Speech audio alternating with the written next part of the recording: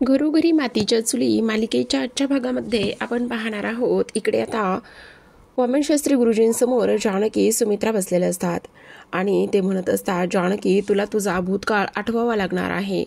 जोपर्यंत तुला तुझा भूतकाळ आठवत नाही तोपर्यंत आपल्याला सगळं सत्य काय आहे ते समजणार नाही. आणि एकदा का तू भूतकाळ आठवला की सगळ्या काही गोष्टी इथे व्यवस्थित होतील असं इकडे ते म्हणत असतात. तर इकडे दुसऱ्या बाजूला आता ऐश्वर्या मायाला म्हणत असते, सांग ना तो मास्क मॅन कोण आहे आणि तू त्याला कशी ओळखतीस, तुझा आणि त्याचा संबंध काय आहे, सांग लवकर. तेव्हा इकडे आता माया तिला म्हणत असते, म्हणजे तुम्हाला मास्क मॅन कोण आहे ही गोष्ट माहिती नाही ना माहिती कोण आहे ते, पण तुम्ही त्यांची आणि त्यांनी तुमची एवढी मदत केलेली आहे तरीसुद्धा तुम्ही दोघं एकमेकांना ओळखत नाही आहात. तोच तर मेन पॉईंट आहे. मास्क मॅन कोण आहे, त्याचबरोबर त्याचा जानकीच्या भूतकाळाशी काय संबंध आहे, जानकी आणि त्याचं नातं काय आहे, हे सगळ्या गोष्टी मला माहिती नाही येतं आणि मला त्या सगळ्या गोष्टी जाणून घ्यायच्या आहेत असं सुद्धा ऐश्वर्या म्हणत असते. तर इथे ही तू माझ्यासमोर उभी आहेस ना, त्यामुळे तर माझी खात्री पटली आहे की तू सुद्धा इथे रणदिव्यांची शत्रू आहेस. खरं सांग, तुला सुद्धा रणदिव्यांबद्दल प्रॉब्लेम आहे ना, मला ह्या सगळ्या गोष्टी इथे जाणून घ्यायच्यात असं ऐश्वर्या मायाला म्हणत असते. तर इकडे आता वामनशास्त्री गुरुजींनी आता इकडे जी काही आपली जानकी आहे तिला काही प्रश्न विचारायला सुरुवात केलेली असते. ते म्हणत असतात, हे बघ मी तुला आत्ता काही प्रश्न विचारतोय, त्या प्रश्नांची तू खरी उत्तरं दे आणि त्याचबरोबर इथे तुझं स्वप्न माझ्या ओवीचं शिक्षण, त्याचबरोबर तुझं प्रेम ऋषिकेश, तुझं दुःख माझ्या घराला ह्या दुःखातून बाहेर काढणं, तुझा आनंद कुटुंबासोबत वेळ घालवणं, त्याचबरोबर तुझं प्रेम ऋषिकेश, तुझा आवडता रंग हिरवा, त्याचबरोबर सगळ्यात महत्त्वाचं म्हणजे तुझं लग्न जानकी, लग्न असं म्हटल्याबरोबर जानकी मकरंद असं म्हटलेली असते. तर इकडे आता लगेच जी काही माया आहे तिने म्हटलेलं असतं, हो तो कोण आहे काय आहे ह्या गोष्टी इथे जानकीशी निगडीत आहेत, जानकीच्या भूतकाळाशी निगडीत आहेत त्या सगळ्या काही गोष्टी असं म्हटल्यानंतर आपण पाहतो की आता ऐश्वर्या म्हणत असते, जानकीच्या भूतकाळाशी, म्हणजे हो जानकीच्या भूतकाळाशी खूप मोठा संबंध आहे तिचा. आणि तेव्हा इकडे वामनशास्त्री गुरुजी म्हणत असतात, जानकी तू हे काय म्हणतेस, मकरंद कोण आहे हा मकरंद, आणि लग्न म्हणजे मकरंद असं का म्हणालीस तू. तेव्हा जानकी म्हणत असते, म्हणजे तो परत आलाय असं सुद्धा इकडे आता ती बोलत असते. तेव्हा आता इकडे सुमित्राला प्रश्न पडलेला असतो, नेमका मकरंद आहे तरी कोण आणि जानकी असं का बोललेली आहे, नेमकं हा सगळा काय इश्यू आहे असा इकडे आता ती विचार करत असते. तेव्हा आपण पाहतो की आता इकडे दुसऱ्या बाजूला उलट जानकीच्या भूतकाळाशीच त्याचा खूप जास्त आणि खोलात संबंध आहे. तेव्हा लगेच ऐश्वर्या म्हणत असते, काय म्हणजे मला नाही समजलं, त्या जानकीचा आणि त्या मास्कमॅनचा काय संबंध आहे, उलट सगळ्यात जास्त आणि जवळचा त्याचाच संबंध आहे. तेव्हा ऐश्वर्या म्हणत असते, मला सगळं काही खरं सांग, जे काही गोष्टी आहेत त्या सगळ्या खऱ्या सांग, मला तुझं काहीच ऐकून घ्यायचं नाही, समजलं, सांग तो कोण आहे काय आहे आणि तो आत्ता इथे का आलेला आहे. त्यावर लगेच आता इकडे ती म्हणत असते, हे बघा मी तुम्हाला आत्ता ह्या सगळ्या गोष्टी नाही सांगू शकत, हे बघ मी तुला विचारत नाहीये, मी तुला वॉर्निंग देते आणि मी तुला वॉर्निंग देत असल्यामुळे तू मला हे सगळं सांगणार आहे, समजलं, मी तुझं काही ऐकून घेणार नाही, समजलं. त्यामुळे आत्ताच्या आत्ता मला सगळ्या काही गोष्टी इथे तू सांगणार आहेस, काही जरी झालं ना तरी सुद्धा तू हे सगळं मला सांगायचं आहेस. त्यावर लगेच आता इकडे ती म्हणत असते, हे बघा मी तुम्हाला आत्ता नाही सांगू शकत म्हणजे कधी सांगणार आहेस, हे बघा मी तुम्हाला संध्याकाळी सांगेल, त्याने काय फरक पडतोय. आणि तेव्हा लगेच इकडे दुसऱ्या बाजूला आपण पाहतो की ज्या काही लताबाई आहेत त्या खोलीमध्ये बसलेल्या असतात. लताबाई खोलीमध्ये बसलेल्या असताना त्यांच्या मनामध्ये खूप सारे विचार इथे सुरू असतात. तेव्हा इकडे ऐश्वर्या विचार करत असते, हे सगळं काय आहे, त्याचबरोबर हा मास्क मॅन नेमका आहे तरी कोण आणि त्याचा जानकीच्या भूतकाळाशी काय संबंध आहे. तर इकडे लताबाईची एक दुसरी छत्रछाया समोर उभी असते आणि इकडे आता त्या लताबाईंशी बोलत असतात आणि त्या म्हणत असतात, अगं काय करतेस, तुझ्यामुळे जानकीच्या तुझ्या मुलीच्या आयुष्यामध्ये एवढ्या सगळ्या काही गोष्टी आलेल्या आहेत. आज तुझ्यामुळे तुझी मुलगी इथे सगळ्यांचं बोलणं ऐकून घेत आहे. ह्या सगळ्या गोष्टी आज तुझ्यामुळे झालेल्या आहेत. ही तरी गोष्ट इथे तुला समजते का? नाही समजत ना, मग तू अशी का वागलेली आहेस? कळतंय का तुला? त्याचबरोबर आपण पाहतो की अगं, आई ही मुलीच्या आयुष्यामध्ये आनंद घेऊन येते आणि आई मुलीच्या आयुष्यामध्ये आनंद घ्यायला येत असून सुद्धा तू त्या मुलीच्या दुःखाचं कारण बनलेली आहेस. मुलीला आज तुझ्या एवढ्या सगळ्या गोष्टींची गरज आहे, मग तरी सुद्धा इथे तिला आनंद मिळत नाही. तुझ्यामुळे एवढी सगळी तिची अशी अवस्था होत आहे. मग ह्या सगळ्या गोष्टीला इथे कारणीभूत कोण आहे? तर तूच आहेस ना. हो, मीच आहे ह्या सगळ्या गोष्टीला कारणीभूत. मग तू ह्या घरामध्ये का आणि कशासाठी राहतेस? नको राहूस ह्या घरामध्ये. मग काय करू म्हणजे अगं बघ ना तुझ्या मुलीची अवस्था. त्याचबरोबर घरामध्ये सगळे तिला बोलतायत, तुला सुद्धा सगळेजण बोलतायत. मग एवढ्या सगळ्या गोष्टी होत असून सुद्धा हे बघ, तुला कळायला हवंय हे सगळं काय होतंय. तर त्यावर लताबाई म्हणत असतात, हो तू अगदी बरोबर बोलत आहेस. मला हे सगळं काही अजिबात सहन होत नाहीये. त्याचबरोबर ह्या सगळ्या गोष्टी अशा होत आहेत त्यामुळे माझा जीव खूप जास्त कासावीस होतोय. काय करू मी? असं सुद्धा आता इकडे ती बोलत असते. तेव्हा लगेच आपण पाहतो की आता मला माझ्या बबडीसाठी काहीतरी केलं पाहिजे असा विचार ती करत असते. तेव्हा बसलेल्या जागेवरून लगेच उठते आणि समोर मात्र इकडे रडायला लागत असते. पण तिथेच बाजूच्या टेबलवरती न्यूजपेपर असतो. आता बाजूच्या टेबलवरती न्यूजपेपर दिसल्याबरोबर इथे तो ती न्यूजपेपर हातामध्ये घेते आणि ए पॉझिटिव्ह रक्तगटाची किडनी हवी आहे, डोनेट करणाऱ्याला मिळणार आहेत 35 लाख रुपये. ही न्यूज आता इकडे दिसलेली असते आणि ही न्यूज इथे दिसल्याबरोबर आता मात्र लगेचच लताबाईच्या मनामध्ये गोष्टी सुरू होतात की ही न्यूज आता दिसलेली आहे. मग काही जरी झालं ना तरी सुद्धा आता आपल्याला कुठल्या तरी गोष्टीचा इथे विचार केला पाहिजे, काहीतरी गोष्टी इथे बघितल्या पाहिजे असा इकडे ती विचार करत असते. तेव्हा आपण पाहतो की इकडे आता ऐश्वर्या घरी आलेली असते. जेव्हा ऐश्वर्या घरी येते आणि घरी आल्यानंतर इकडे ती बोलण्याचं काम करत असते ते म्हणजे सयाजी म्हणत असतात, हे ऐशू काय गे बेटा, कुठे गेली होतीस? आणि तेव्हा ऐश्वर्या म्हणत असते, अहो डॅडा गेले होते मास्कमॅनच्या एका माणसाला भेटायला. काय? मास्कमॅनच्या एका माणसाला भेटायला गेली होतीस? म्हणजे मला नाही समजलं नेमकं तुला काय म्हणायचं आहे. हो डॅडा, मी मास्कमॅनच्या माणसालाच इथे भेटायला गेले होते आणि त्याचं काय आहे ना, मास्कमॅनचे खूप सारे गुपित आहेत. आता आणखी एक गुपित जे आहे ते रणदिव्यांच्याच घरामध्ये राहत आहे आणि तेच इथे शोधण्यासाठी मी गेले होते असं सुद्धा आता इकडे ती बोलत असते. काय सांगतेस काय? म्हणजे मला नाही समजलं. डॅडा तुम्हाला एक गोष्ट सांगू का, हा मास्कमॅन कोण आहे काय आहे हे शोधलंच पाहिजे. त्याचबरोबर त्याला मदत करणारी सुद्धा खूप सारी लोक आहेत डॅडा, ही सुद्धा गोष्ट आपण शोधून काढलीच पाहिजे की नाही. हो ते सगळं काही खरं आहे, पण नेमकं काय करायचं आहे काय नाही हे तर तू इथे सांगितलंच नाहीयेस. तेव्हा ऐश्वर्या म्हणत असते, डॅडा तुम्हाला एक सांगू का, माया मला नक्कीच मदत करेल. हे बघ, त्या मायावर अजिबात विश्वास ठेवू नको. का विश्वास ठेवतेस तू त्या मायावरती? डॅडा तुम्हाला सांगू का, ती मला नक्की ह्या सगळ्या गोष्टी सांगेल आणि माझी खात्री आहे. आता तिला भीती वाटते की इथे काही जरी झालं ना तरी सुद्धा इकडे मात्र तिला असं वाटत असेल की जर इकडे मी तिचं खरं रूप जानकीला सांगितलं तर ती त्या भीतीनेच इथे मला सगळं काही सांगेल असं सुद्धा आता इकडे ती बोलत असते. तेव्हा लगेच इकडे दुसऱ्या बाजूला आता जानकी त्याचबरोबर सुमित्रा ह्या घराकडे निघालेल्या असतात आणि तेव्हा सुमित्रा म्हणत असते, जानकी मला एक गोष्ट सांग, इथे शास्त्री बुवांसोबत इथे जेव्हा तुझा भूतकाळ ती लोक सांगत होती किंवा जेव्हा शास्त्री बुवांनी इथे तुला काही प्रश्न विचारले तेव्हा मात्र तू लग्न म्हटल्यावर इथे मकरंद असं का बरं नाव घेतलंस? तेव्हा जानकी म्हणत असते, आई तुम्हाला सांगू का, इथे शास्त्री बुवा कशा पद्धतीने सगळे प्रश्न विचारत होते एका पाठोपाठ एक, त्यामुळे मी गांगरून गेले असेल आणि त्यामुळे कदाचित मी असं नाव घेतलं असेल. अगं असं कसं नाव घेणार तू लग्न म्हटल्याबरोबर स्पष्टपणे मकरंद असं म्हणालीस आणि मी ते ऐकलं. अहो आई काही नाही. तेवढ्यातच आता इकडे जानकी विचार करते, आता आईला आम्ही काय सांगणार आहे. तर आपण पाहतो की इकडे आतमधून लगेच जो सारंग आणि त्याचबरोबर ज्या काही आजी आहेत त्या दोघांच्या ओरडण्याचा आवाज आलेला असतो.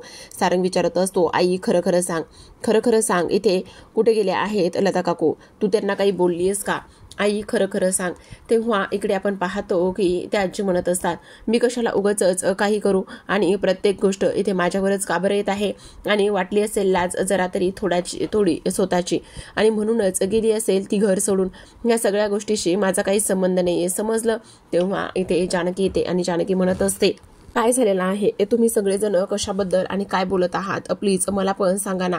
तेव्हा आपण पाहतो की आता लगेचच इकडे जो सारंग आहे तो म्हणत असतो, अगं वहिनी त्याचं काय आहे ना, तुझी आई घरामध्ये नाहीये, ती कुठे गेली काय नाही हे अजिबात कोणालाच माहिती नाहीये. तेव्हा लगेच आता इकडे आजी म्हणत असतात, अरे मी म्हटलं ना वाटली असेल लाज शरम आणि म्हणून गेली असेल घर सोडून.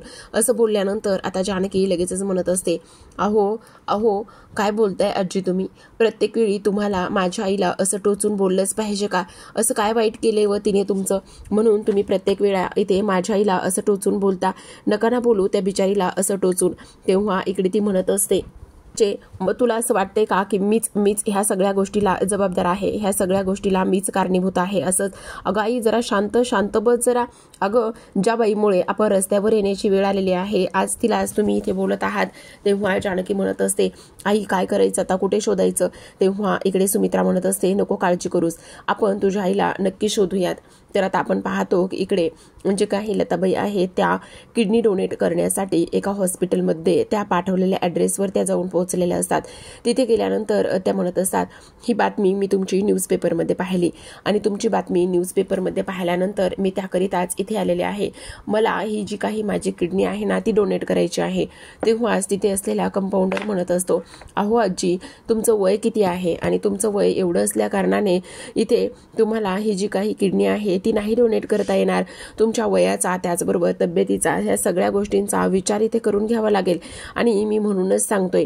त्यावर लगेच ती म्हणत असते, अहो तुम्ही नका काळजी करू, मला एक गोष्ट सांगू का, इथे मला कसलाही आणि काहीही त्रास नाहीये बघा.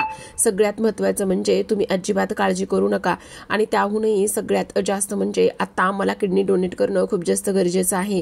कारण तुम्हाला एक गोष्ट सांगू का, ह्या पैशाची माझ्या मुलीला खूप जास्त गरज आहे. हो माझ्या मुलीला 35 लाख रुपयाची खूप गरज आहे. मी जर किडनी डोनेट केली ना तर हे जे काही पैसे येते ना ते पैसे मी माझ्या मुलीला नक्की देऊ शकते असं इकडे लताबाई म्हणत असते. अहो पण तुम्हाला काही शुगर बीपी ह्या गोष्टीचा त्रास आहे का. त्यावर लगेचच आता इकडे ती म्हणत असते, नाही मला शुगर बीपी ह्या कुठल्याही गोष्टीचा इथे कसलाही त्रास नाहीये. त्यामुळे तुम्ही ताबडतोब पुढच्या प्रोसेसला तयारी करा. तेव्हा इकडे आता आपण पाहतो की जे काही किडनी डोनेट करणारे लोक असतात ते सगळी प्रोसेस इथे करून घ्यायला तयार झालेले असतात.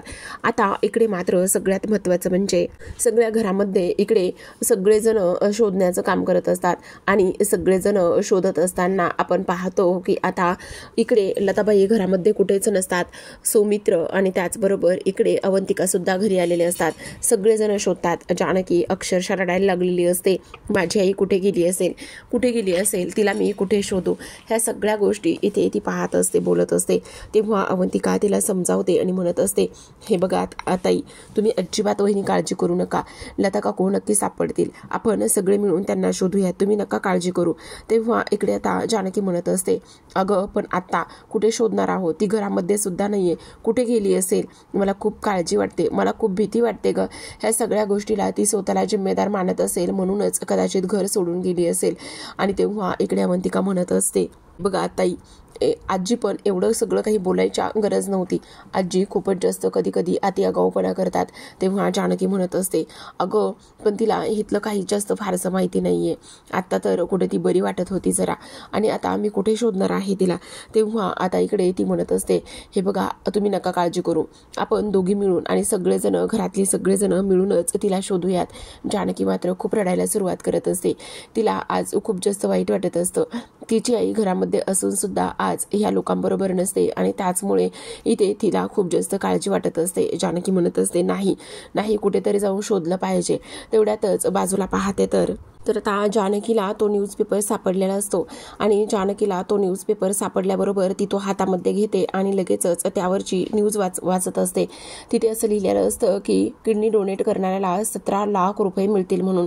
आणि तेव्हा जानकी विचार करते, हे सगळं काय आहे आणि त्याचबरोबर मला असं का वाटतंय की आई नक्कीच तिकडे गेली असेल, यातलं एक कात्रण गायब आहे, बघ ना तू एकदा पेपर चेक कर ना. आणि तेव्हा आता इंटरनेटवर चेक केल्यानंतर त्याचा ॲड्रेस वगैरे हे सगळं काही दिलेलं असतं. असतं आणि त्या सगळ्या काही गोष्टी ते पाहिल्यानंतर जानकी म्हणत असते, नक्कीच आई तिकडेच गेली असेल, आपल्याला ताबडतोब तिकडे गेलं पाहिजे. तेव्हा सारंग सुद्धा तिथे येतो आणि आता लगेचच त्या ॲड्रेस आणि ते सगळं काही कन्फर्म केल्यानंतर जानकी विचारामध्ये पडलेली असते. नाही, काही जरी झालं ना तरी सुद्धा आपल्याला ह्या सगळ्या गोष्टींचा इथे शोध घेतला पाहिजे, आपल्याला तिकडे जाऊन आईला थांबवायला पाहिजे. आता इकडे लगेचच जो काही सारंग आहे तो म्हणत असतो, म्हणजे असं झालेलं आहे तर म्हणजे इथे लता काकू ज्या आहेत ना त्या इकडे किडनी डोनेट करण्यासाठी गेलेल्या आहेत, असं सुद्धा आता इकडे ती लोक बोलत असतात. तेव्हा जानकी विचार करते, म्हणजे माझी आई इथे किडनी डोनेट करण्यासाठी बाहेर पडलेली आहे. तर आता आपण पाहतो की इकडे ती विचार करत असते, पण माझ्या आईचं ब्लड ग्रुप काय आहे. तेव्हा जेव्हा तिला ब्लड द्यायचं होतं तेव्हा मात्र इकडे ऋषिकेश ब्लड द्यायला निघाला होता, पण जेव्हा इथे त्या पार्वती आई बनून आल्या होत्या तेव्हा तर इकडे त्यांचं ब्लड मॅच झालेलं नव्हतं, तर इकडे जानकीचं आणि लता काकूंचं ब्लड मॅच झालेलं होतं. तेव्हा जानकी म्हणते, बरोबर आहे. तर आता इकडे ऋषीला त्या सगळ्या गोष्टी सांगण्याचा प्रयत्न करत असते की आई जी आहे ना ती इथे किडनी डोनेट करण्यासाठी गेलेली आहे. आता तेव्हा आपण पाहतो की ऋषी मात्र तिला समजावतो आणि म्हणत असतो, हे बघ अजिबात तू काळजी करू नकोस, आपण ताबडतोब जाऊया आणि ताबडतोब गेल्यानंतर आपण सगळ्या काही गोष्टी इथे बघूयात, तू नको काळजी करू. पण आता मात्र इकडे जी जानकी आहे ती म्हणत असते, कसं थांबवणार आहोत आपण तिला, कारण आतापर्यंत तर तिने किडनी जर डोनेट केलेली असेल तर तिची तब्येत आणि त्याचबरोबर बऱ्याच काही गोष्टी आहेत ना, त्यामुळे काय करायचं असा सुद्धा इकडे ती विचार करत असते. तेव्हा आता ऋषिकेश म्हणत असतो, तुम्ही नका काळजी करू, थांब आपण काहीतरी बघूयात. तर इकडे आता जी काही लताबाई आहे त्यांना हॉस्पिटलमध्ये घेतलेलं असतं, त्यांच्या बऱ्याच काही टेस्ट वगैरे केलेले असतात, त्याचबरोबर शुगर BP हे सगळं काही चेक केलेलं असतं. पण इकडे लताबाई म्हणत असतात, मला मेलीला कुठलाही त्रास नाही आहे, कुठलाही आजार नाही आहे आणि आता इकडे तुम्हाला या फॉर्मवर सह्या कराव्या लागणार आहेत, जर तुम्हाला काही झालं तर मग. आणि त्याचबरोबर इकडे ती म्हणत असते, अहो मला कुठलं काय होणार आहे, तुम्ही आता असं ह्या करून घेतल्यात ना, पण तरी सुद्धा तुम्हाला इथे तुमच्या मुलीचं नाव ॲड्रेस हे सगळं काही सांगावं लागणार आहे, तुमच्या मुलीचं नाव सांगा. तेवढ्यातच आता लताबाई विचार करत असतात, आता मुलीचं नाव कसं सांगू शकते मी, मुलीचं नाव नाही सांगता येणार मला, कारण जर मुलीचं नाव मी सांगितलं तर मग मात्र ह्या मुळशी गावामध्ये माझ्या जानकीला सगळेजणच ओळखतात आणि ह्या मुळशी गावामध्ये माझ्या जानकीला सगळेजणच ओळखत असल्याने मात्र आता मी ह्या सगळ्या गोष्टी कशा काय सांगणार आहे, नाही सांगू शकत ह्या सगळ्या काही गोष्टी. आता मी काय करू असं सुद्धा आता इकडे ती विचार करत असते. तेव्हा आपण पाहतो की आता लगेचच इकडे जी आपली लताबाई आहे ती म्हणत असते, हे बघा मुलीचं काय करायचं आहे आणि मी तसंही तुम्हाला इथे फॉर्म लिहून दिलाच आहे ना, जर मला काही झालं तर ती सगळी जिम्मेदारी इथे माझीच आहे, त्यामुळे उगाचच तुम्ही इथे नका हे करू आणि नका माझ्या मुलीबद्दल सगळ्या काही गोष्टी इथे विचारू. हे बघा आजी, तसं नसतं, जर इथे तुम्हाला काही झालं तर इथे तुमच्या नातेवाईकांना कळवावं लागेल आणि त्याकरिता तुमच्या मुलीचं नाव वगैरे ह्या सगळ्या गोष्टी आम्हाला इथे माहिती पाहिजेत ना. मात्र लताबाईंसमोर खूप मोठा प्रश्न इथे निर्माण झालेला असतो. ते विचार करत असतात, आता काय करू मी, नाही या सगळ्या गोष्टी इथे मी सांगू शकत, कसं सांगणार आहे. मुळशी गावामध्ये इथे रणदिव्यांना सगळेच ओळखतात आणि जर इथे मी हे नाव सांगितलं तर खूप मोठा प्रॉब्लेम होईल असा इकडे लताबाई विचार करते आणि त्यामुळे ती काही सांगायला जात नाही. तेवढ्यातच प्रेक्षकांनो आता इकडे मात्र जानकी आलेली असते. जानकी तिथे आल्यानंतर ती म्हणत असते, सांग ना, का थांबलीस, नाव सांग ना. जानकी ऋषिकेश रणदिवे असं त्या फॉर्मवरती तू नाव लिहून देऊ शकतेस, नाही दे दे दे नाव दे, कशाला उगाच शांत बसलीस, नको शांत बसूस असं इकडे आता ती बोलत असते. तेव्हाच आता इकडे लताबाईंना काय बोलावं काय नाही ह्या गोष्टी समजत नसतात, कारण तिची मुलगी मात्र तिथे आलेली असते आणि तिची मुलगी तिथे आल्यानंतर आपण पाहतो की इकडे लताबाईंना खूपच जास्त टेन्शन आलेलं असतं. आता काही जरी झालं ना तरी सुद्धा इकडे आपण पाहतो की जी काही लताबाई आहे ती विचार करत असते, अगं मी हे सगळं तुझ्यासाठीच करायला लागले होते, कसलं आणि काय माझ्यासाठी करायला लागली होतीस, अगं तू तुझी किडनी डोनेट करायला आली होतीस आई, मग काय ग कशासाठी, अगं एवढ्या वर्षाने एवढ्या दिवसाने तू मला भेटलीस आणि मला भेटल्यानंतर असा एवढा मोठा निर्णय तू का आणि कशासाठी घेतलायस आई, का अशी वागतेस तू माझ्याबरोबर असं म्हटल्यानंतर आता लताबाई रडायला लागलेल्या असतात. तेव्हा ऋषिकेश म्हणत असतो, हे बघ जानकी प्लीज शांत हो ना. पण इकडे जानकीला अश्रू अनावर होत असतात. ती विचार करत असते, कशी शांत होणार आहे मी, सांग ना. नाही आई, मी शांत होऊ शकत नाही, आज मला खूप जास्त खूप जास्त ह्या सगळ्या गोष्टींचा खूप जास्त त्रास झालेला आहे. त्याचबरोबर इकडे ती बोलत असते की नाही आई, आत्ताच्या आत्ता घरी चालायचं आहे आणि कुठलीही किडनी वगैरे काही डोनेट करायचं नाही. तर आता आपण पाहतो की इकडे लगेचच जानकी आता घरी घेऊन गेलेली असते. तर इकडे आता हा भूतकाळाचा तिढा कधी संपणार आहे. जानकी, मला एक गोष्ट सांग, तुझ्या भूतकाळामध्ये असं काय घडलेलं आहे? जोपर्यंत तुझा भूतकाळ इथे तू सगळ्यांना सांगत नाही तोपर्यंत मात्र हा तिढा इथे सुटणार नाहीये. सांग ना, कोण आहे मकरंद आणि त्याचा आणि तुझा काय संबंध आहे, काय आहे तुम्हा दोघांचं नातं?